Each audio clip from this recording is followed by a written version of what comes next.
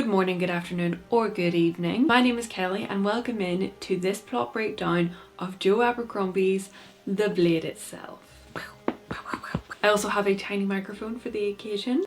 Now this book is part of Joe Abercrombie's The First Law trilogy, and in case this wasn't already obvious, I will be going through the plot in detail, so if you don't want any spoilers, you're going to want to turn back now because this video will have all of the spoilers in it. But if you are ready to go on this journey with me, then strap in because there's a lot to come. Now, as someone who loves a murder mystery, I couldn't help myself but put together a murder mystery board complete with red string.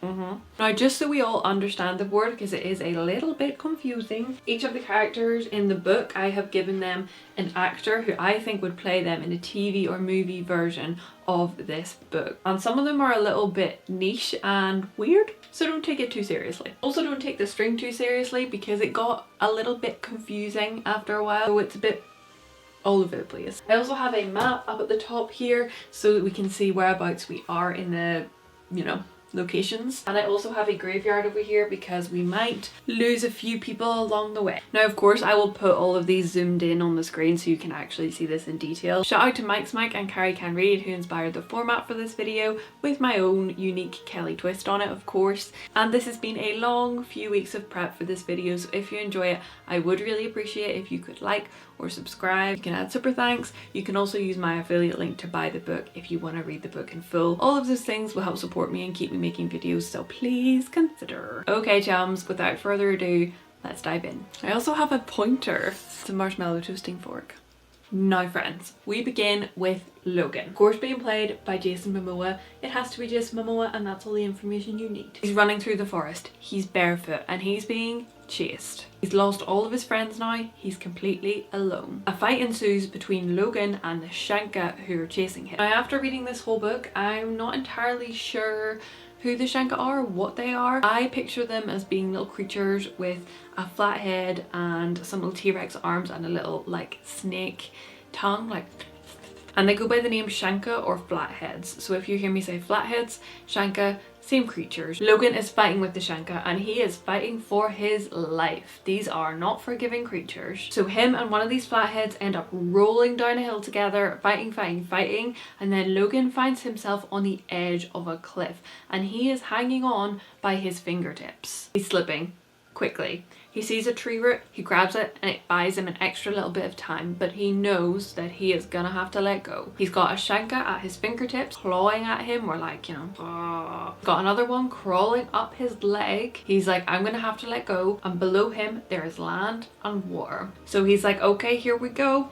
He pushes himself off and he falls down, down, down, and he lands in the water below. And that is our prelude. Okay, here we go, part one. Logan awakes in searing pain.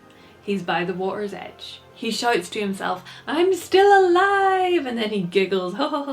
This becomes like his trademark thing throughout the whole book, so I'm gonna go ahead and assume that Logan is the original member of the Bee Gees.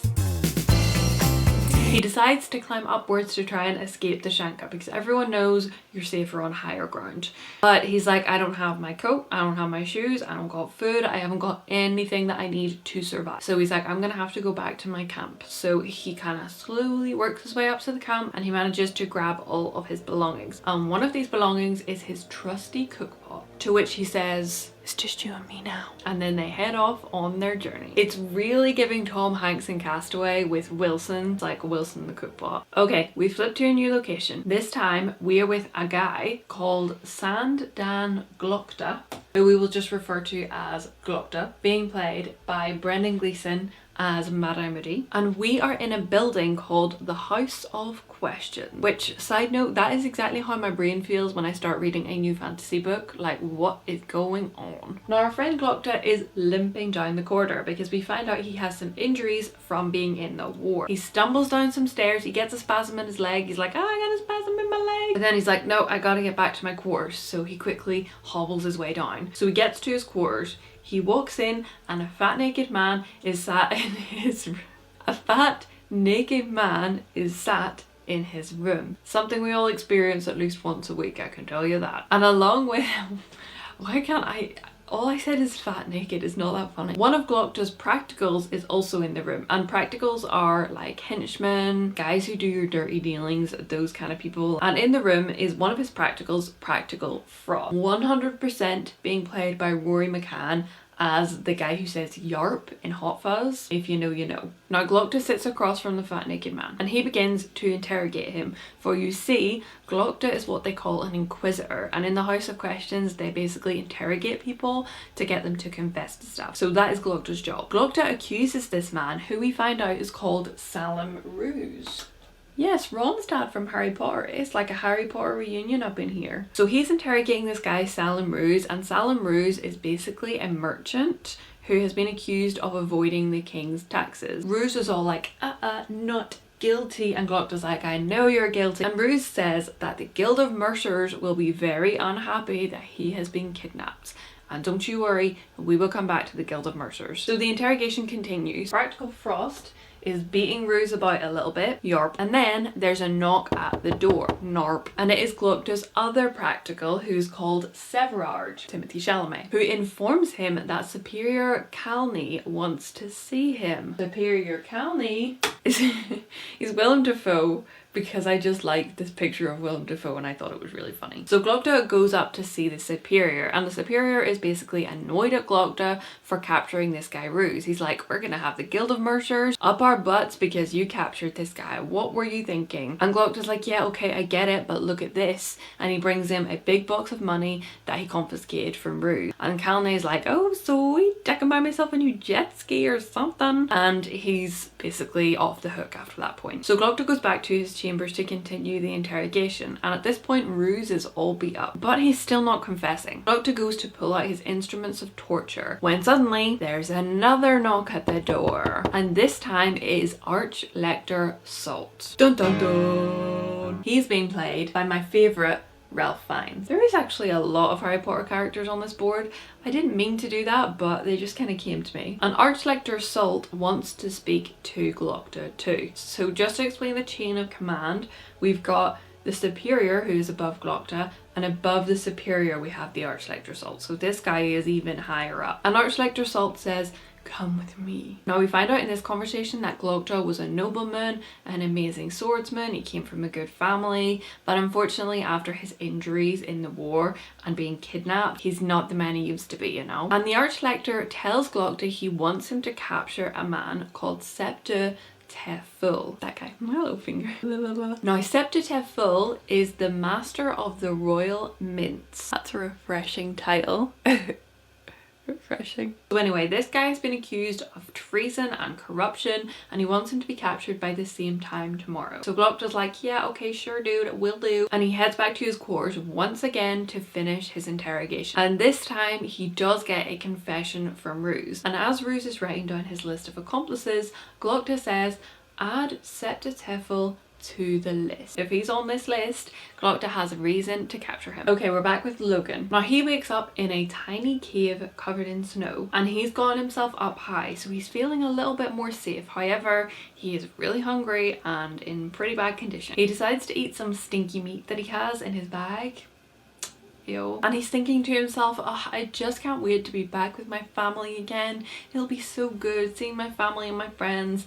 And then he remembers they're all dead. He ends up hunting a deer for food. He chills out by his fire that he lights, and he ends up smoking some of his chugga. Probably not saying that right. Also, if you're looking for good pronunciation in this video, you're looking in the wrong place, because that's not my forte. So after a while, 3 spirits appear, and we find out that Logan is someone that can talk to spirits, which is a pretty rare thing. I mean, I can do it obviously, but like you guys probably can't. And basically the spirits give him his like TikTok updates. They're like, King Bethode is making war in the north, the Shenka are causing total destruction, and there is a mysterious man who is looking for Logan in the south. And this man is a magus, aka magician, aka a wizard.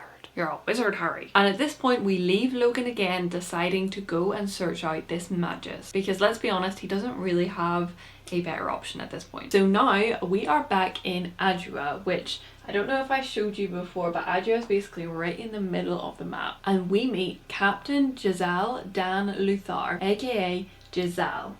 I definitely picture him being played by James Marsden, aka Jack Liam from Anchorman and Prince Edward from Enchanted. Mainly because when I hear Giselle, all I think of is Giselle, you know, from Enchanted. Now Giselle is playing cards with his friend the lieutenants. Now I'm not going to say all of their names because honestly they're not really relevant. They come up a few times but it's not really important, so I've just put them here as lieutenants. But one person that they're playing cards with also that we do need to know about is Major West. Now Giselle wins the card game. He's super cocky and confident, which you will learn is part of Giselle and his character. But Giselle's cocky and confident. He's like, oh yeah, I won the card game. And all of his friends, the lieutenants, are like, aren't you late for fencing practice? Oh crap, I am late for fencing practice.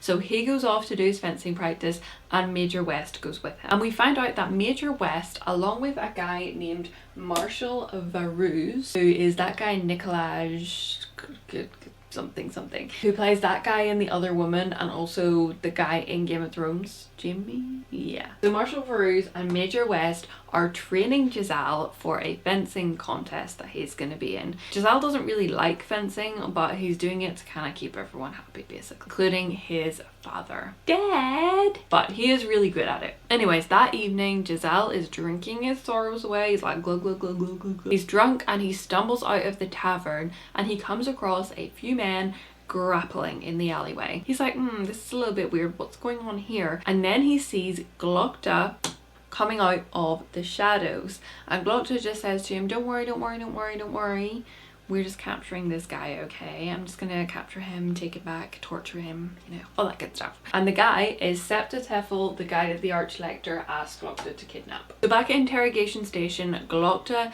is interrogating Septa Teffel. And Teffel's all like, no, Cleo, I didn't do it. And Glokta's like, confess, god damn it. And when he doesn't, Glokta begins chopping off the tops of his fingertips. He has a cleaver and he basically just like slaps it down on the table and takes off the tops of his fingers. Yeah. And funnily enough, he confesses pretty quick after this. Now we're back with my husband, Jason Momoa, and he's searching for the Magi. Now he hears a man approach on horseback and this man looks rough and Logan's like, I don't think you're the guy I'm looking for. And he finds out that this guy is in fact not the person he's looking for, but is the apprentice of the Magi and has been sent to find Logan. And this guy's master is named Master Bayaz, the first of the Magi, and the apprentice is named Malakas Kai, who I definitely picture being played by Tom Holland because Kai in this book just seems like such a good soul and so innocent, so I definitely feel like that's Tom Holland. Now, Kai and Logan share some drinks, they share some food, and then they're like setting off on their journey. But unfortunately they get into a bit of a fight with a couple of guys who try to mug them, but eventually they win and they set off again, but they are not in great shape at that point. So back with Giselle and Major West, and they are fencing. Jab, jab, jab. Until West is called away by one of his superiors to talk about King Bethode. Now before we go on, I just want to clear up there are two kings in this book. So the first one is King Bethode and he's the one we've heard the most about so far, and he is king of the north. And then we also have King August and he is king of like the south,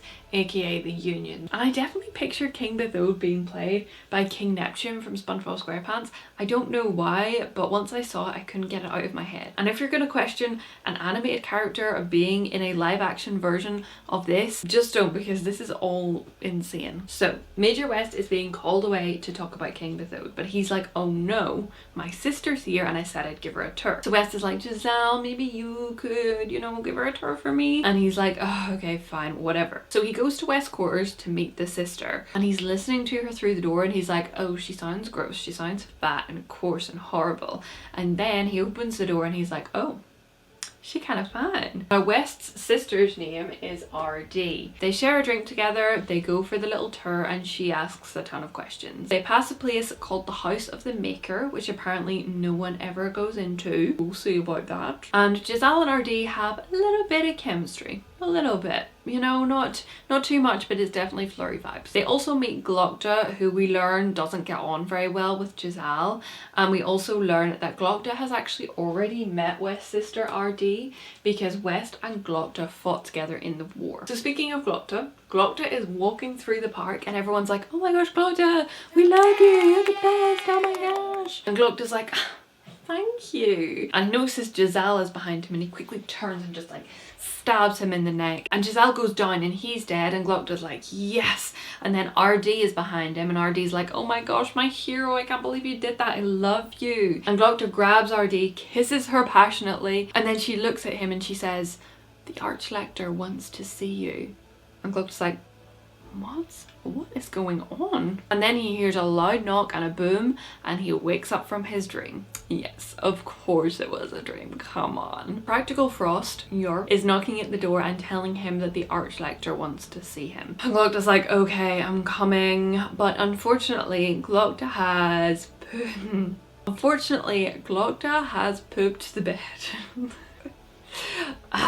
We all have accidents, you know, like, come on. So Glokta has pooped the bed. So he decides he's gonna have a bath and some porridge, and then he will go and see the Archlector. Now when he goes and sees the Archlector, why am I still laughing? So when he goes and sees the Archlector tells him that the closed council are corrupt, there's bad stuff happening, and he wants Glokta to be his sidekick. Basically to have loyalty to him and to give Glokta a little bit more power. So Glokta's like, yeah, sure, but he kind of doesn't really have any choice. He just kind of have to say that. And Archlector gives Glokta the task of going after the Guild of Mercers. So I said they would come back. They are basically the guild that's around like the merchants and the like trading stuff, as far as I can tell. So when Ruse, this guy, confessed, he gave a list of accomplices, and basically Archlector tells Glokta he wants him to go through that list and capture them all. So I know what you're thinking. What the heck is Logan up to anyway? Well, I'll tell you. Logan and Kai are still on their way to see Master Bayaz, and chums, they are not doing well. They're skinny, they're hungry, and Kai now has a really bad fever and he's not able to walk anymore. So they stop by a lake and Logan is like, right, okay, I'm gonna have to leave all my belongings because I'm gonna have to carry Kai. And one thing that he does have to leave behind is his trusty cook pot. I know.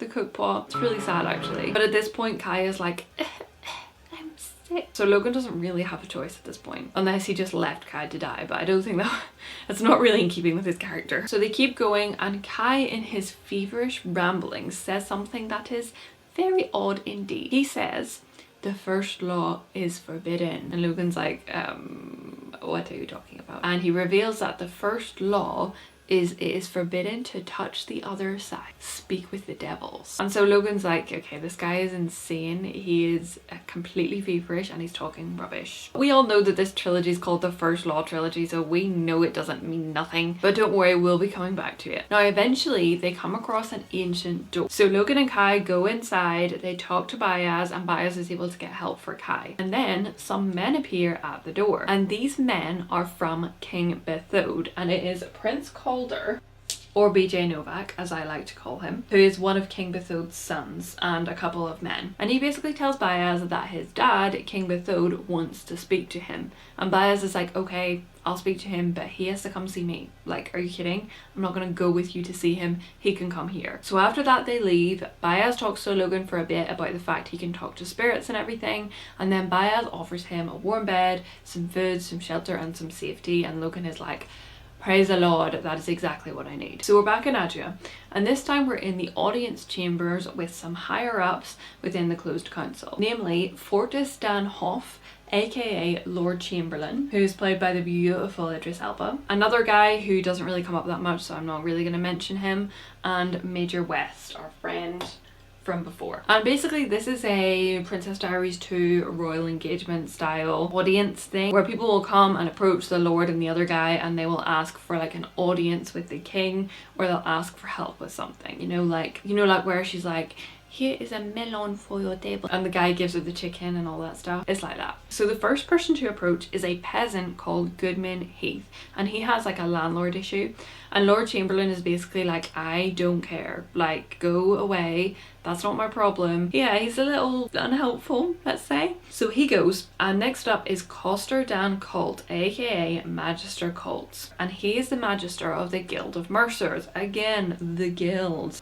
Magister Colt. And he's asking for an audience with the king. Now don't forget, the king we're talking about now is King August, aka Pierce Brosnan, not the King of the North. The King of the North is like a little rogue guy over here by himself, and King August is like the king when they talk about the king. Anyways, Magister Colt is annoyed about the attack on the guild, and he doesn't really say for sure what it's about, but we kind of assume that it's probably to do with the fact that Ruse has been kidnapped along with Teful, and there's this whole kind of thing going on in the Inquisition against them. But again, Chamberlain is like, oh my god, go away, like I don't care. Honestly, he's so relatable. Now next up is a spokesperson for the King of the North, so the other king, and this is a guy called Fenris the Feared. He just sounds like a happy guy. He just sounds like a good guy. So anyway, this guy Fenris is talking to Lord Chamberlain, and he's like, look, King Bitho just wants peace. That's all he wants. Can we have an audience with the king tomorrow to talk about it? And Lord Chamberlain grants him an audience tomorrow. Now last up to talk to them is a man called Yoru Sulphur. We are revealing characters left, right and centre right now. Now Yoru Sulphur is a magi, so same way that Baez is and Kai is, he is a and he gives them a mysterious letter. Chamberlain reads the letter and he basically says he will have to think about it and figure out what he can do, but he offers Yoru room and board until that point. Chamberlain then says to everyone in the room, don't mention this to anybody. Quite mysterious. So that is the end of the audience situation, and as they're leaving we get some wholesome Major West content. Major West goes out of the room and he sees the first guy, the peasant Goodman Heath, sitting outside, and he goes and talks to him and he's like, look, I can help with your landlord issue, I can get you in contact with such and such. And the guy's like, oh my gosh, thank you so much. And then Major West also gives him a bunch of money. He just like gives him a bunch of money, and Major West is again like, oh my gosh, thank you so much. So Glocta and his practicals have been tasked with going after the Guild of Mercers, so they go to the house of the first guy on the list called Willem Dan Rob, and unfortunately, chums, they find him dead in his house. Yeah. And they say it looks like a professional hit. So they're like, it's a bit weird, but you know, could just be a coincidence that he's already dead. So they go to the next guy on the list called Solomo Scondi, and again, he's dead. He's already dead. They're like, what is going on? And then they think to themselves, someone must have known we were coming. This is odd. So some time passes and Glocta goes to speak to the Archlector about what they found. And they determine that there must be a mole, and that the mole must be Caline, because he is the only one that would have seen the list apart from the Archlector and Glocta. So they decide they're going to use our friend Ruse as bait to find out. Also, I'm gonna move our little friend Septitefel to the graveyard, unfortunately, because we never hear from him again. He's just gone. I think he's just not coming back, guys, I'm not gonna lie. Oh well. So anyway, Glocta and the Archlector have formed their plan to use Ruse as bait to find out who the assassin is, and Lord Marshal Ruse, who, if you remember, is one of the guys who is training Giselle for his fencing. Lord Marshal Ruse joins Glocta and asks if he will speak to Giselle about his contest and basically just try and convince him that it's all a good idea. And Glocta agrees. Giselle goes to meet some of the council members and he notices that the council is just a buzz. There is a lot of stuff happening. Each of the lords is basically shouting about how they want money. One of them's like, I need money for this, we need money for that, we're so broke, blah blah blah blah blah. And then we hear a fanfare. And in enters King August. Now also entering at this time is Fenris the Feared. Remember? Machete. Now Fenris the Feared talks to the king and the lords and basically says that King Bitho just wants peace. All he wants is peace, and in exchange for peace and him stopping all of the wars that he's doing, he wants England. I know, it sounds like England, but it's Angland with an A. And England is here, so kind of just up from where Adria is, where we are at the minute. Fenris the Feared also drops his cloak, and he is a big, bulgy-eyed, tattooed, huge guy. So he drops his cloak and he screams, "England!" And everyone's like, okay, that was a bit weird. Fenris says that he has been sent as the king's champion and that he will battle a champion from Adria to decide who gets England. And obviously at this point the lords are like, no, because we already own that, so why would we fight you for it? Like, it is ours. There's a bit as well where Fenris presents like a knife to them and they're like, oh, thank you for this knife, and then he grabs the knife and he sticks it, Fenris this is, and he sticks it in his left arm. Just, I mean, why not, I guess, but like also why? And again, all of the lords and the king are like, no, no, no, no, no. And the men leave, but before they leave they say, you will want to reason with us and we will send you 3 signs. Don't you worry, 3 signs are coming your way, and don't you worry, my chums, you watcher, because we will find out exactly what those 3 signs are very soon. Okay, I don't know about you, but I miss Logan. So what is he up to? Well, Logan is still with Bayaz. He's bathed, he's fed, he's slept. He is feeling so much better than he was. Kai comes in and he is also feeling way better than he was, and he thanks Logan for saving him instead of the cook pot. Don't know which one I would rather he saved, but anyways. Bayaz tells Logan that King Bethode of the North is coming to see them, and Logan's like, yeah, he's not going to be very happy that I'm here, because we find out they have a pact. So basically King Bethode had Logan as his champion and Logan fought like 10 duels for him or something like that, so they do know each other. And Bayaz gives Logan a sword for protection. Now Bethode arrives, and this time he arrives with his other son, who is called Prince Scale. And for me, this is David Tennant. So what a combo, like BJ Novak and David Tennant as the 2 princes. Iconic. And not only does Bethode arrive with Prince Scale, he also arrives with Corib. And Corib is a sorceress. And Logan sees her and he's like, oh, break me off a piece of that. Bethode again is telling Bayaz he wants peace, he doesn't want to do this, but he feels like he has to. And he also calls Bayaz out for allegedly betraying him, and Bayaz is like, excuse me, I did not betray you. Sir. They have some back and forth, they argue, it gets pretty heated, it gets pretty nasty, but it doesn't get violent, luckily. And then Bayaz just comes out with the best line after the men leave, where he says to Logan, well, that went well. And Bayaz is the king of one-liners, you will see as we go through this. He is just on point. So what's Glokta up to? Well, Glokta is with his 2 practicals in an abandoned palace, and he goes down and he sees a prisoner behind bars, and that prisoner is Ruse. They also grab another prisoner that they have who they believe to be the assassin. So they have managed to capture the assassin using Ruse, so the plan worked. So they have this guy who's called Carpi, and because he's a trained assassin, he's obviously going to be played by Jason Statham. And remember, this is the guy who got to all of the people first and killed them on the list that Glokta was going to see. So Glokta tries to interrogate him, but this guy is not budging at all. And then Glokta performs a little dentistry, should we call it? Yeah, let's call it dentistry. Not in the normal sense, in the torturous sense. Now, there's a bit next where we meet some of Logan's friends. Now, what we come to realise is that Logan thought his friends were dead. We heard that in the first bit. He's like, I'm all alone now, all my friends are dead. But his friends also think that Logan is dead, so neither of them really know that they're all still alive. And Logan's friends are called Dogman, Forley, Three Trees, Grim, and there's one other one I can't remember. Anyway, I just call them Dogman and Co, and I've put them on here just as Dogman and others because it's just too much to remember all of them and to have characters for all of them. So they're all coming under this Kit Harington bucket over here. Now in this chapter they just get into a fight with the Shanka and they win. It really just introduces the characters to us, but most importantly they think Logan is dead, Logan thinks they are dead. Now Giselle shows up for his usual training, but instead of Ruse being there, it is Glokta, and he's like, oh great, this guy. They have a little heart to heart, and Glokta basically tries to convince him that he should be performing in this contest, that he needs to take it seriously, that he's very lucky for everything he has. And Giselle's like, yeah, whatever. Giselle leaves and he runs into Yoru Sulfur, the Magi, who also tells him not to give up. He's like, you're gonna be good, you gotta keep going. And Giselle's then looking for a little bit of comfort from a friend, so he goes to see Major West.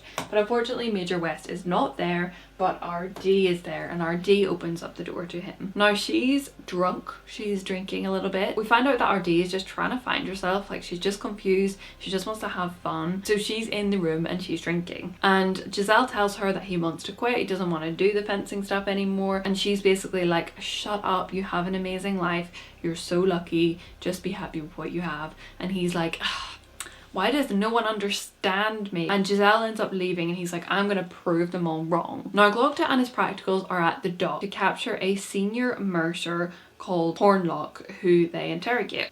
Hornlock. They tell him that they have Ruse and Carpi, and eventually he does admit to defrauding the king and also conspiring to hire the assassin guy. Okay, we are in the last chapter of part 1 and we are with our friends Logan, Baez and Kai. And they're riding horseback, they're talking about Bethode and they're heading towards England. And Baez is talking about the first law, which if you remember is that it is forbidden to talk to the other side, aka speak with the devil. But he also talks about the second law, which is that it is forbidden to eat the flesh of men. And we will come back to that, don't you worry. But he says that because of the sorceress Korib's ability, which if you remember is King Bethode's sorceress, she probably knows where they are. And then, perfect timing, some men round the corner and try to attack Baez, Kai and Logan. So they, you know, do the usual thing, they fight and bite and fight and bite and fight. Fight, bite. And Logan ends up being stabbed in the shoulder, but guess what? He's still alive! They're surrounded. Things are looking pretty bad when all of a sudden, as if by magic, the trees explode into a white flame, and these flames engulf their enemy. One guy still remains, but Logan ends up killing him, and guess what? He's still alive! So that is the end of part 1, and I think if I may summarize at the end of part 1, things weren't looking so great for Logan, but now he's with some wizards, so things are looking up. Glocta has got himself in some very deep doo-doo, but he's also gained a lot of power, and Giselle is just going through a bit of a phase, I guess. I mean, I don't know. And I myself am very excited for part 2, so I'm gonna go get myself a little drink and a snack and then we will be back. Do you feel rejuvenated? Okay, we are back. I'm ready to dive into part 2 and things are about to get messy, so strap in. So a brand new part, a brand new location, and this time we're in the Badlands. I don't know where it is on the map because I can't find it, but I think it's like somewhere down in the south. And we also meet a brand new character, Pharaoh Malgin. Now Pharaoh, chums, you are not ready for Pharaoh. Oh my god. This girl is feral. So we start out with her digging the graves of some soldiers that she has killed. And these soldiers are from an area called Gurkhul, which is in the south. So she's digging the graves of these people and a man approaches, and this man is called Yul Wei. Just kidding, it's Keanu Reeves. What would you do if you were just like digging graves and then Keanu Reeves walks up to you? You'd probably be like, ah. Random. And you might be thinking Yul Wei sounds like the name of a wizard. Well, you'd be wrong. He's not a wizard. No, I'm just kidding. He's totally a wizard. Pharaoh fires a bunch of arrows at him and none of them hit him. They just all kind of curve around him and she's like, what the heck? And he comes up to Pharaoh and says he wants to help her, and Pharaoh is of course like, I don't need your help, leave me alone. But eventually she does say okay because she realizes how many soldiers are coming after her and she's gonna need some help. So under the cover of night, Pharaoh and Yul Wei move past some soldiers completely unseen, like they're invisible, and they are heading north. Now Pharaoh, being the absolute feral that she is, she accidentally almost gets them caught. She goes like right up to some of the guys and is like right up beside them to the point where they can feel her like presence there. So she almost gives them away, but luckily she doesn't, and they keep going. And we leave these two with Pharaoh saying that there is nothing left to save with her. She's got nothing left. And Yul Wei saying there is something to save. No. No. Let's check back in with our cheap, selfish scallywag, Giselle. Marshmallows would take a while to eat. So Giselle is going to an open council meeting and he sees that there are all these lords, all these big fishes, all these higher ups in the meeting, and he's like, what is going on? And our friend Lord Chamberlain calls the meeting to order, and he says that since the war in Gurkhal, so this is the last war that happened, not the one that's currently happening, but since that war, the license for trading in Westport, which is right over here on the east side, has been held by the Guild of Mercers. So they've kind of been in charge of like the trading between places. And everyone is like, oh yes, so yes, jolly good job, yes, they've done a very good job of it, haven't they? And then Lord Chamberlain accuses them of tax evasion, and everyone's like, what?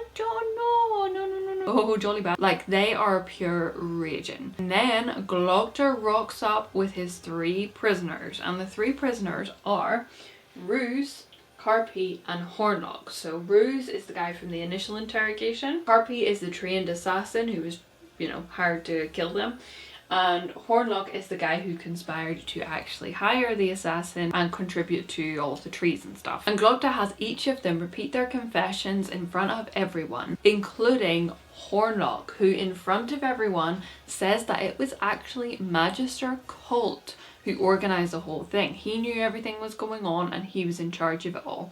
And if you remember, Magister Colt is the head of the Guild of Mercers. Now everyone is pure raging at this point. They are boiling. Lord Chamberlain concludes that the Guild of Mercers will be dissolved for their crimes, and that in the meantime it will be the Inquisition who take over trading until they find a replacement. Glocta is also ordered to take his men and arrest Magister Colt and bring him in. The meeting ends.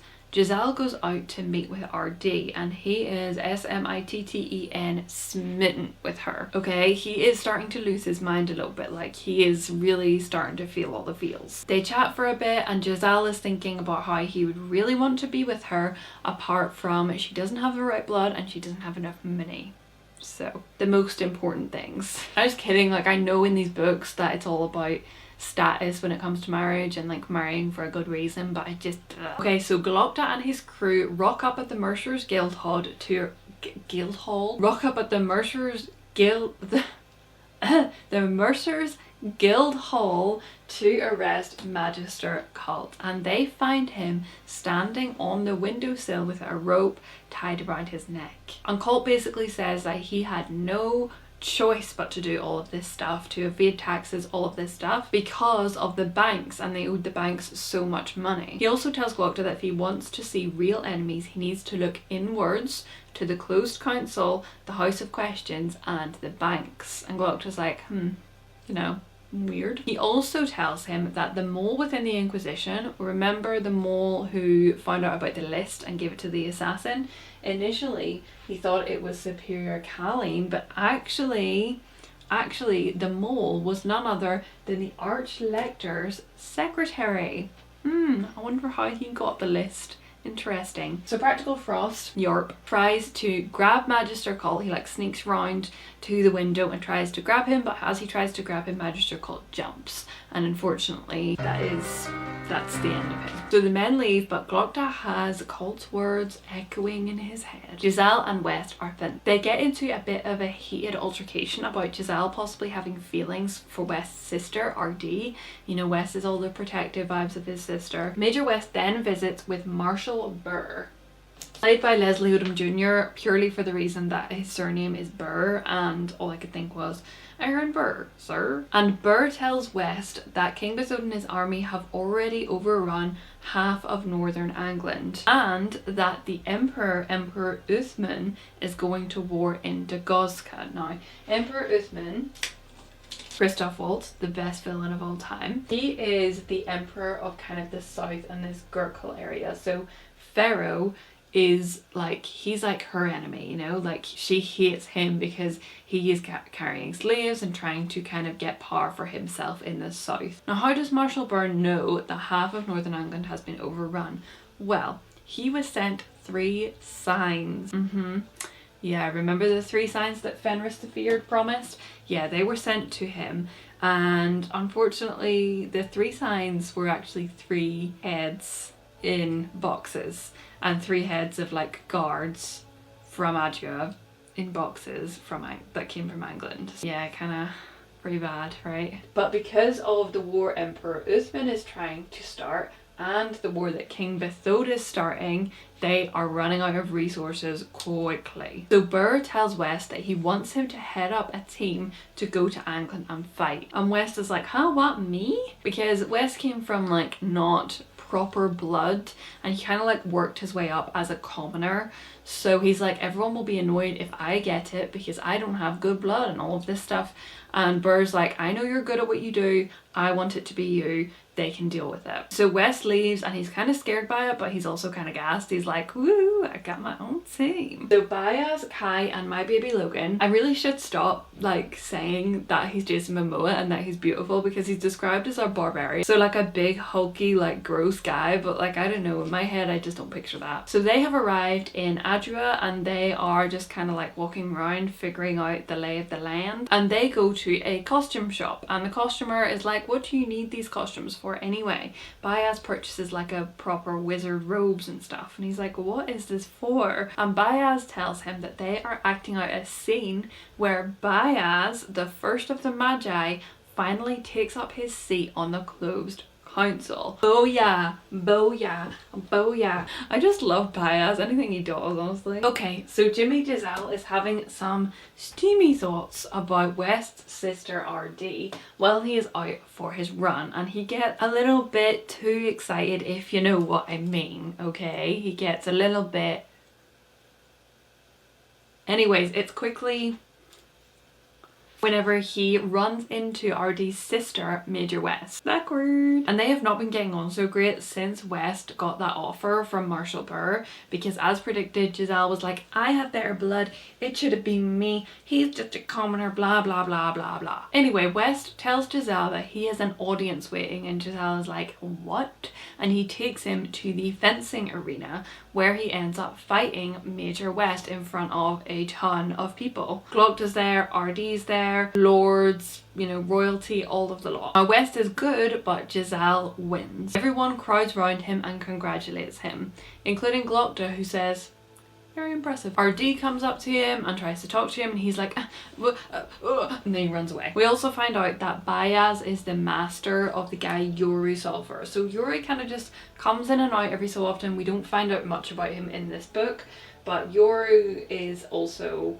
under Master Baez, same as Kai and same as Yo Wei. Now Glockta and Archlector Salt have some catching up to do since Magister Cull is now dead. Archlector has a new secretary and he's being very weird, where he's like, you know, I couldn't trust the last one. So Glockta basically figured out that Archlector knew the whole time that his secretary was the mole, and he set it up. Like, he set the whole thing up so that it would happen this way. Get the license for trading handed over to the Inquisition. Yeah, I told you.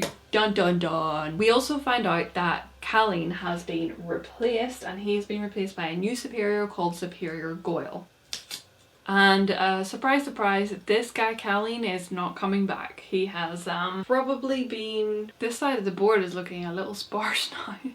Okay, and Glockta tells the Archlector about the suspicion from the banks that Colt told him about. And Archlector is basically like, oh, just leave it alone, you know, there's nothing to do with the banks, they're all good, leave it alone, don't touch it. But Archlector tasks Glockta finding out about these newcomers who have just arrived, aka Baez, Logan and Kai, because he believes they're probably just frauds or traitors and not telling the truth. So meanwhile, Yo Wei and unhinged Pharaoh head towards Adua, and this is because they go and see that the Emperor has a ton of ships and resources, and that's going to be big trouble for the war that they are starting in the south. So he wants to warn Adua that they need to be sending people down there to stop whatever is going on. Pharaoh is dressed as Yo Wei's son and goes basically completely unnoticed, but she finds it very hard to walk past slaves that she sees of the Emperor's, because we find out that used to be her. Essentially, Pharaoh is kind of unhinged and she keeps going crazy, but she is in a pretty bad spot, and Yo Wei is like her voice of reason. Now we're with Logan, and he's having a little wander around Adua. He's like, this place is so goddamn weird. And he decides to stop on a bench outside the house of the Maker, where he talks to a woman. They have a good rapport, they get on well. He says, my name's Logan, and she says, my name is Nobody. It's a pretty bad pie to the face, Logan, I'm sorry. No, we flip to nighttime and Logan wakes up in the middle of the night for his midnight wee-wee. So he's looking for the toilet and his eyes are just like starting to adjust to the light at nighttime. You know, whenever it's the middle of the night and your eyes are still all like cloudy from sleeping. And as his eyes start to adjust to the light, he notices a shadowy figure in the corner of the room. He is not alone. This shadowy figure is a woman and she moves towards Logan and she says, Logan, Logan. He recognizes the voice as the voice of his wife, but his wife is dead, so it couldn't be. The woman reaches out for him and he feels the coldness of her breath and the coldness of her skin against his, and he's like, what the heck is happening? When all of a sudden a bright light shines in the room and then there is a hole in the ceiling and the woman is gone. So Logan is like, what the F just happened? Baez comes in and Baez says it could have been an eater. And Logan is like, what the hell? No, I'm so sorry. Eater. What I'm saying is eater. E-A-T-E-R. Eater. But my accent doesn't say that. I say eater. So just so you know, that's what I'm saying. But anyway, Baez says it might have been an eater. Logan says, what is an eater? And Baez just is like, So then Kai comes in and Kai's like, what the heck happened? And Logan says to him, what is an eater? And Kai merely says, it is forbidden to eat the flesh of men. Remember the second law? The second law. So damn good. So essentially these eaters are not good. So Glocta's two practicals have been keeping an eye on Logan, Baez and Kai. So they tell him about Logan wandering about and we find out that the woman on the bench that Logan was talking to is none other than RD West. Now Glocta is very protective of RD. He says it's because he's friends with West and she's his sister. Okay, Glocta, I believe you. And his practicals also tell Glocta about the disturbance in the room last night. Now Glocta also asks Severard to investigate the bank, Villant and Bob to try and find out a little bit more. Archlector told him not to, but Glocta's got that like gut feeling. He's like, something's not right. I need to find out more. So he tells Severard to investigate, but keep it on the DL. Glocta goes to see Baez, Logan and Kai about the disturbance in the room last night. He starts chatting to them, asking them questions. Logan tells him about how he can talk to spirits. He tells him about what he saw last night. He tells him about how he used to be King Bethoud's champion. And Glocta hears all this and he's just like, you guys are talking rubbish. He's like, I don't believe you at all. Baez comes in, Glocta's like, listen, I'm gonna level with you. I think you guys are frauds. And Baez is like, yeah, I'm not though. So okay, back with Jazzy Giselle and he is feeling confident. He's looking in the mirror at himself and he's like, oh, look at that guy. He is so fine. It's the first day of his contest and he has to fight 3 people before he gets to like his final match. He also receives a note from RD asking him to meet her tonight. And he's gassed. He's like, yeah, she wants to see me. Anyway, he easily beats the first guy in this contest. No problem to him. He's like, yes, I got this, bish bash bosh. Then he goes to meet RD that night and he's about to tell her that they cannot see each other again. He's about to say, West says we can't see each other, we need to stop seeing each other, but then they share a kiss. And unsurprisingly, he immediately forgets what he was going to tell her. Okay, we're back with Logan's friends Dogman and co. They are in the north and they find a house that has been burned down and a full family that have been killed. And they're like, okay, we gotta find the culprits. So they go and find the culprits and they ask him what the heck they're doing. And they say that they are on orders from King Bethoud to kill anyone that is not paying the king's taxes. And at this point, the group Dogman and co, they don't even know that King Bethoud is king because King Bethoud declared himself king. He wasn't like, you know, he didn't inherit it. He just was like, I'm the king of the north now. And they also didn't know that he was at war with the Union. Anyway, Dogman and co end up killing the people that killed that other family. Then they surmise that if the Shanka keep coming down, they're going to destroy the whole of the north because all the people in the north have gone to fight in England. So they're not going to be there to, you know, save it and make sure the north survives. And Dogman and co are like, we need to warn someone. So they decide they're going to warn King Bethoud because that's the only person they can warn and it's technically like his territory, I guess. So there's a bit next where Glocta visits the university to try and figure out how the hole in the ceiling could have been made in Logan's room, and anyway he ends up not finding out what could have made the hole, but he does find out some background on Baez. So they have some scrolls that have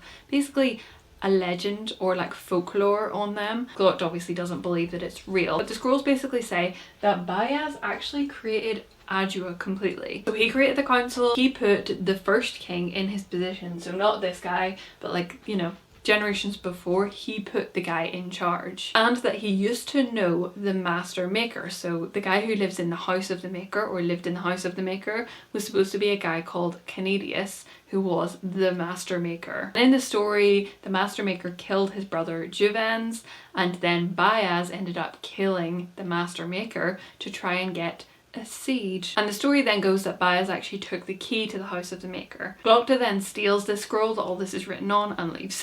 I guess at this point he's thinking this is actually really good ammunition to use against these guys and get them to leave. So we're with Logan, and whoa, new character alert.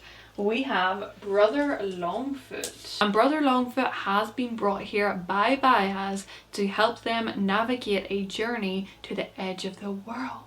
More on that later, but basically all we need to know is that Longfoot, aka David Hyde Pierce, is a navigator. Pharaoh and Yulwei are still on their journey and they have made it to Dagozka. And Dagozka is here, so it's just right up towards Adua. Yulwei goes to check out the area and see what's going on, and Pharaoh decides to make a run for it. She's like, I've had enough of this guy, I'm leaving. So she's like, and unfortunately she encounters a brother and a sister with pretty nefarious intention. They try and hurt her, she tries to fight back, but eventually they kind of have her like pinned down. But don't worry, Yulwei comes back and he saves her.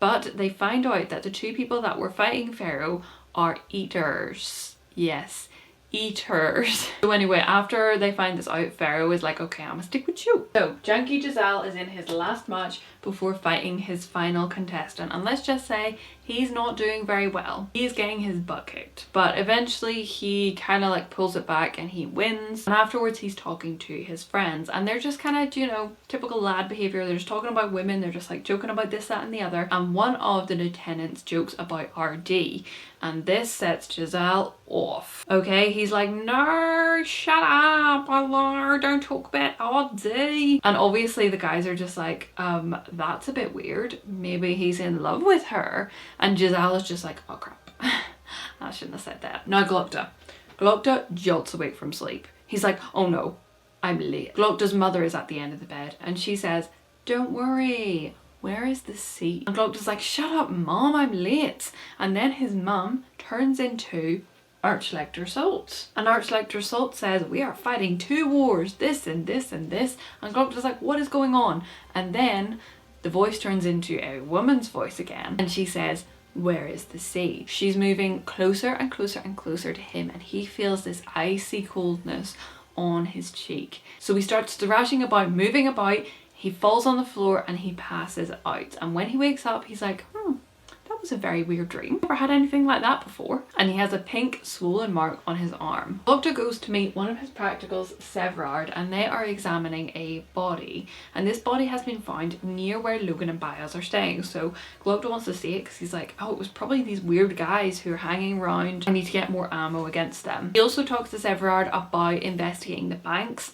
And Severard is basically like, everything seems on the up and up. The only thing that's weird is that the two guys the bank is named after, Vaillant and Bulk, have never existed as far as he can tell. There is no record of them. But other than that, he says everything seems okay. So Glokta tells him to stop looking. Glokta's like, okay, let's just forget about it. Glokta decides to have experts from the university look at the body that they found, and they determine that the bite marks on the body are actually from a human. Interesting. Then the new superior Goyle and his practicals arrive, and he basically says, oh, yeah, dog tack.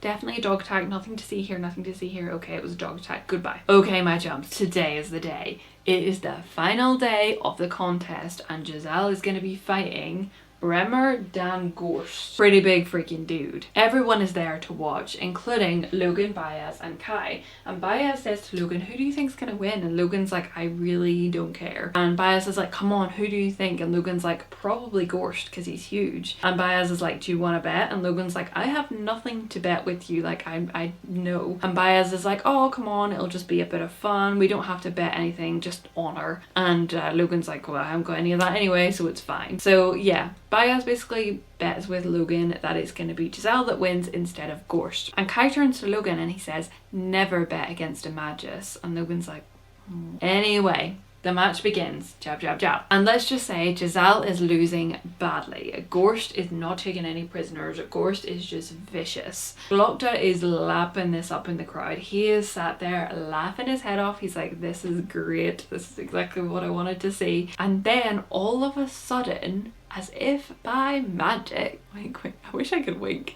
Wink, wink, wink. Giselle starts doing really well. Like, he just all of a sudden gets all of this energy and he is killing it. Glokta looks over at Bayaz and he sees that Bayaz is like muttering something to himself, and Glokta's like, that's very suspicious. Logan's like, what is going on? And Kai looks at Logan again and Kai says, never bet with a Magus. With this cheeky little helping hand, Giselle wins. He immediately just like flops to the ground because he's got no energy left. And then there's a really wholesome moment where his opponent Gorst like lifts him up on his shoulders like father-son style, and he's like celebrating him, and everyone comes around and is celebrating, and I was just like, that is so sweet. So after this, Glokta again meets with a Lecter, and he updates him on everything, including like the body, Logan, Bayaz, all of that stuff. And he tells him about the scroll that he found with Bayaz's history on it. Now Archlector says they're going to be having a celebratory feast for Giselle tomorrow, and that might be the perfect opportunity to call Bayaz out in front of all of these higher ups. So the celebratory dinner. Firstly, we see Logan and Major West having a conversation, and Logan basically just gives Major West all of this information about the North and King Bethode, stuff that he thinks would be helpful. And basically it's not good. He's like, Bethode is literally ruthless and you need to watch your back. Now Giselle is, yep, you guessed it, he's pouting.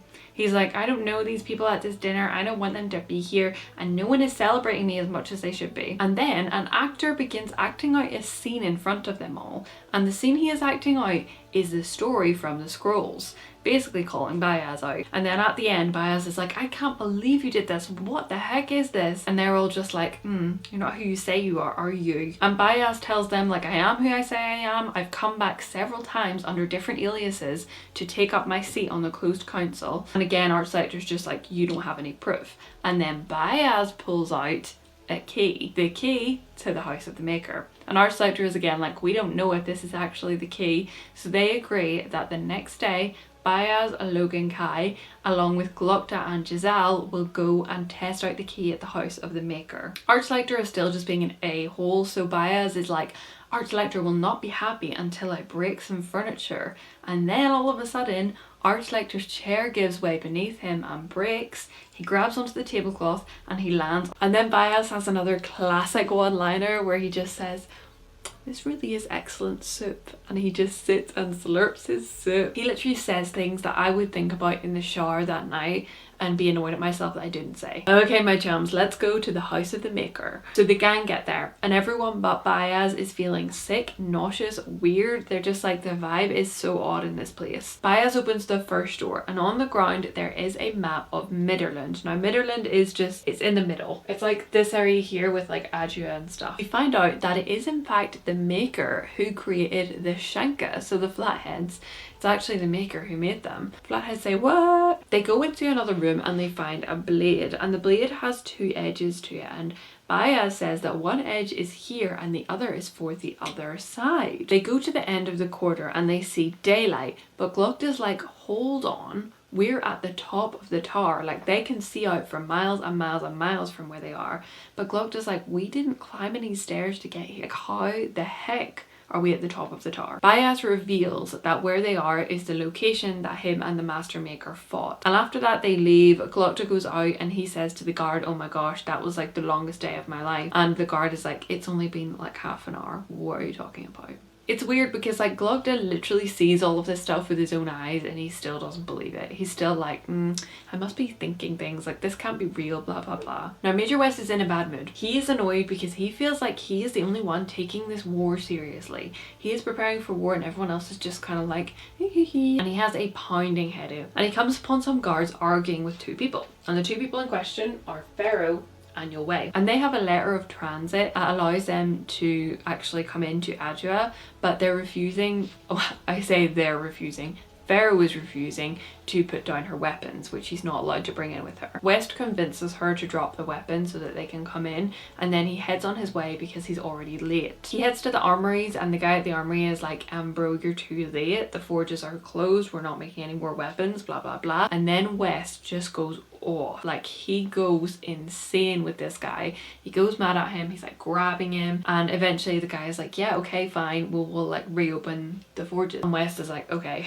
that's sorted. I've got an enemy now, but at least that's sorted. And he heads off towards his quarters because he's like, I need to lie down. He's got to that stage of a headache where it's like, I need to lie down because I'm not going to be good for anything anymore. So he walks into his quarters and he sees RD in there, and she's drinking, and he's like, great, this is the last thing I need. And anyway, they end up getting into a huge argument. Basically, West is like, I can't believe that you're trying to ruin my reputation. I've worked so hard for. I've worked hard for this, that, and the other. And RD's like, just leave me alone. I'm just trying to live my life. And West ends up getting physical with her. Like, he ends up holding her up by her neck and everything. It's pretty bad. They scream at each other. He gets insane, and then eventually he kind of comes to his senses and he lets go of her. And she basically says to him, you are exactly like our father, because I guess their dad would have gotten physical with them too. RD leaves and West is properly like, what have I done? Like, what? Yeah, it's getting bad out there. I know, it's pretty intense. So let's see what Pharaoh is up to. It just makes me laugh in this chapter. So her and Yue are meeting with our trusty trio, Logan, Baez, and Kai. She's just wreaking havoc. Like, I don't know, she just gets so weird. She basically like walks around them and like hisses in their ears. Then she like goes over to the window and she's like, ugh, gardens. Disgusting. Like, what's your problem with gardens? And then she lunges across the table at Baez and tries to like hurt him, and Yue has to obviously again kind of like pull her back and be like, what are you doing? And then Baez and Yue go into another room to talk privately, but of course Pharaoh is at the door. She's listening to the whole thing. Baez and Yue talk about how many eaters they've come across recently, like there's too many of them. They also say that Pharaoh is going to be the one to carry the seed because apparently she has the right blood. Now then they come out, Pharaoh's like, I ain't carrying no seed, what are you talking about? And Baez says to her like, what do you want? Like, what is your actual goal with everything? And she's like, I want vengeance. And he's like, okay, you can have vengeance, but the way you're doing it is not working, so you're gonna have to go higher up to get vengeance. She's kind of currently in her head, she's like, I want vengeance against the emperor, because I guess it was the emperor who held her captive. But Baez basically tells her the emperor does what the prophet tells him to do, so you need to go after the prophet, not the emperor. And the prophet is Prophet Khalil, aka Remy Malik. Yue then leaves and he doesn't really come back after this point, so he gives Pharaoh a little hug before he goes. Cute. Are you ready for some more heartwarming content? Okay, West goes to see Glokta in his quarters, and it's like the middle of the night. I mentioned a little bit at the start about their history, but basically West served under Glokta in the previous war, and Glokta is salty because West didn't come and see him whenever he was injured after the war finished. So Glokta's pretty standoffish. West comes in and is like, would you be able to watch RD while I'm away at war, because you know, I'm worried about her. He gets proper upset and he's crying and everything, and Glokta is just like, can you just go away please? Like, please leave me alone. And then West is like, look, I'm sorry, but I did come and see you whenever you were injured, but your mum wouldn't let me in the door. And Glokta's like, oh, whoops, okay. Actually, it's not West's fault at all. I've been holding a grudge for no reason. And they end up rekindling their friendship. West gets upset. Glokta starts to get emotional, but then doesn't, you know. Toxic masculinity. I could possibly cry. And Glokta agrees that he is going to look after RD for West while he's away. I told you, it's heartwarming. It's heartwarming. A rekindled friendship. Now we flip back to our lesser spotted friends, Dogman and co. And this is actually the last time we will see them in this book, and they have gone to see King Bethode, because if you remember, they're going to warn him about the Shanka in the north. Forley, one of the guys, volunteers that he will be the guy to go and talk to King Bethode because he's the weakest, and everyone's like, okay, I guess. And the rest of the friends camp out in the trees with weapons just in case. Now after Forley has been in there for some time, they're like, something suspicious, this doesn't look good. You see a horse and a cart come out with some riders on it, and they're like, oh, this feels weird. So the horse and cart start to come towards them, and they kind of stop it in its path and like talk to the riders of it, and they're like, where is Forley? And they basically have some back and forth for a bit, and then the rider, who is called Bad Enough, yeah, that's his name, Bad Enough, he opens the cart and Forley's head rolls out. No. Anyway, the men go savage at this point. They just completely rip each other apart, and eventually, obviously, Dogman and co succeed, and they put Badenoch's head on a spear and stick it in the ground as a sign to the king and the princes. So we end with them heading to the south to fight against Bethode. They're like, right, okay, I can't believe he's done this. I can't believe you've done this. So we're going to be against him the whole time now. We're going to fight any fight that's against him. Okay, back to our love story. Giselle and RD meet up, and basically they're just talking about him leaving. Giselle is going off to England to fight in the war. So Giselle asks RD about the bruises on her, obviously from her little altercation with her brother, and she basically is like, don't worry about it, it's nothing. Kind of have their final goodbyes before he's going off to England. Giselle says he's like head over heels for her. He like confesses his love. He's like, I love you, I love you, I love you. And he's like, I'll wait for you. And RD's like, oh, you're such a dumbass. She's like the quirky girl in a rom-com. She's like,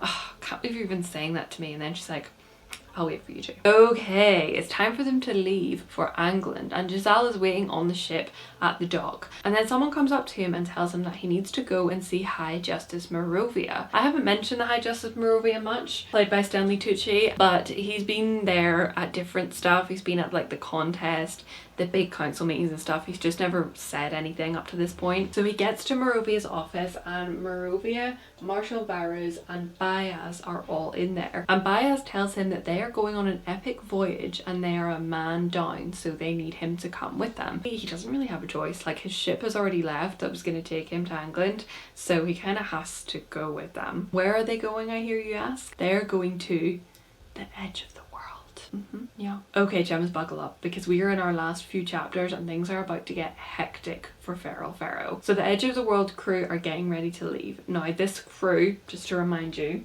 we've obviously got Baez, Kai and Logan. We've got Pharaoh, Giselle and Longfoot, who's the navigator. And everyone's like, where is Pharaoh? Why is she not here? And Logan is sent out to find her. Logan finds her in an altercation with some black masked people. So Logan gets involved and they end up fighting both of them, and then more of them show up, and Logan and Pharaoh are like, so they run, and they end up in the contest arena, and they're fighting these black masked people, one of whom has bright red hair. Now the fighting gets crazy. Pharaoh's taking on a couple of guys at a time. Logan's mainly taking on this red-haired person. Logan gets hit on the back of the head. The red-haired person gets hit on the back of the head. It's all looking pretty bad. Logan and Pharaoh make a run for it again, and they actually end up this time on the rooftops. So they're like running along the rooftops, and Pharaoh makes a huge jump across a roof and makes it. Logan tries the same jump, but he's super tired and nowhere near as nimble as Pharaoh, so he falls and one of his legs doesn't make it, basically. So he's hanging on by his fingertips.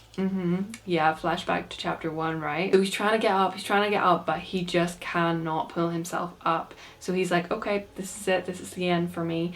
And then he feels a hand pull him up, and it's Pharaoh. So she does have some good in her, see? So she saves him, and then they start running again. They keep running, and eventually they jump again, and this time Logan falls through the roof and Pharaoh falls through on top of him. Now they're in a room. Pharaoh takes off down the corridor. She's like, I gotta get out of here. So she runs, and Logan tries to run after her, but he loses her and he runs into the red-headed black masked person. Again, they fight, they tussle. It's going crazy. They're really hurting each other.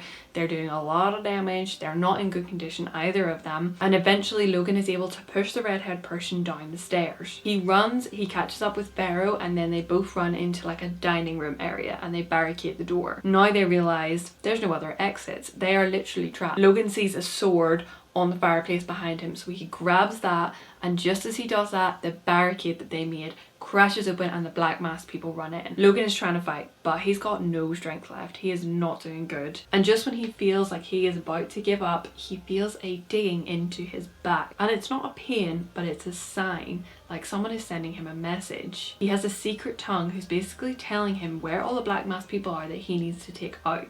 And all of a sudden he's like, chop, chop, chop, chop, chop, chop, chop, chop, chop. And he gets most of them, apart from a few who are just kind of passed out. So him and Pharaoh hobble back to the ship. They fall onto the ground of the ship, and Pharaoh says, they came for us. And just then, 3 practicals with torn black masks and black clothing walk in and say, "You're coming with us." Oh, one of them has red hair, by the way. Giselle draws his sword, but they inch closer. And just then, Baez walks out of the bathroom completely butt-ass naked. Yes, he is naked. Provides some comic relief, I found, at this point. And he says, "My patience is at its end." And then all of a sudden, one of the practicals explodes on the spot. Just poof, gone. Brains, guts everywhere, just like an explosion. And the other two are like, screw this, and they leave. Giselle is like, what just happened? And Baez is like, we need to leave. No. Alright, we are on the final chapter of the blade itself. Glocta approaches the Archlector's office and he sees a red-headed practical outside with loads and loads of cuts and bruises all over her. And we find out that this practical is Practical Vitari. Dun, dun, dun. And Practical Vitari is one of Superior Goyle's practicals. The new superior. So, may he have had a hand in all of this? I think so. So anyway, the Archlector is screaming at Superior Goyle in his office, basically saying this was supposed to be discreet, you were supposed to take them out discreetly, and there's destruction everywhere. I've got dead practicals here, there and everywhere. And Goyle's like, I'm so sorry. And Archlector's like, just go, just get out. So I'm not gonna move him to the graveyard, but I think probably that's where he's gonna end up. Now Glocta comes in and Archlector tells Glocta that they've got big issue, they've got Gurkish troops outnumbering them, and he tells Glocta that he wants him to be the new superior for the Inquisition in Dagoska. So he basically wants him to go out there, figure out what's going on and report back to the Archlector. Glocta is shook, to say the least. He's like, you want me to do that? Really? Are you sure? He says the closed council have signed it. Yes, definitely, you're going. And he says there's a ship waiting for him to leave. He also tells him he will be given more practicals to use, including Practical Vitari, who's Superior Goyle's practical. Glocta leaves, he meets Vitari, they kind of like exchange pleasantries, and then they head towards the ship together. And just as they're leaving, Glocta says to himself, why do I do this to myself? Why? And that is The Blade Itself by Joe Abercrombie. Okay, final thoughts before we finish. I love all of the wizards. They are my favourite. Logan is great. I love him. Beryl is Beryl. And Giselle might be a grower. I feel like we're going to come to love him. So have you guys read this? Have you guys read this? Let me know in the comments down below. I would love to hear from you. Let me know if you want me to do this for the other books in this trilogy as well, because I would be more than happy to. If you haven't read the book, I would highly suggest you read it so you can get all of the detail. Obviously this is just like a manic breakdown of the whole thing, but the book is actually very good and worth reading. You can also let me know in the comments what you want me to do next. What book do you want me to do next? What series do you want me to do? Please like and subscribe. Thank you guys so much for watching, and I will see you all in the next one.